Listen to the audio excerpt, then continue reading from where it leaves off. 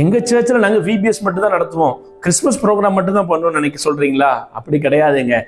சிறுவர் ஊழியர் ரொம்ப ரொம்ப முக்கியம். நாங்கள் எங்கள் சபைகளில் செய்கிறது என்ன அப்படின்னா, மாதத்துக்கு ஒரு முறை இந்த சண்டே ஸ்கூல் பிள்ளைங்கள்லாம் சர்ச்சு முடிஞ்சு மதியானம் ஒரு 3 மணிலேருந்து 5 மணி வரைக்கும் ஒரு சில்ட்ரன்ஸ் கேம்ப் நடத்துவோம். எந்தெந்த கிராமங்களில் சண்டே ஸ்கூல் நடத்துகிறோமோ அந்த கிராமத்தில் இருக்கிற பிள்ளைங்களெல்லாம் சபைக்கு கொண்டு வந்து ஒரு 2 மணி நேரம் அல்லது 3 மணி நேரம் அவங்களுக்கு ஒரு சின்ன கேம்ப் நடத்துவோம். அதில் பிள்ளைகளுக்கு நிறைய பைபிள் வசனங்களை கற்றுக் கொடுப்போம். பிள்ளைகளை கமிட்மெண்ட்லாம் அனாயிட்டிங்ல நடத்துவோம். விபிஎஸ்க்கு கொடுக்கிற முக்கியத்துவத்தை சண்டே ஸ்கூலுக்கு கொடுங்க.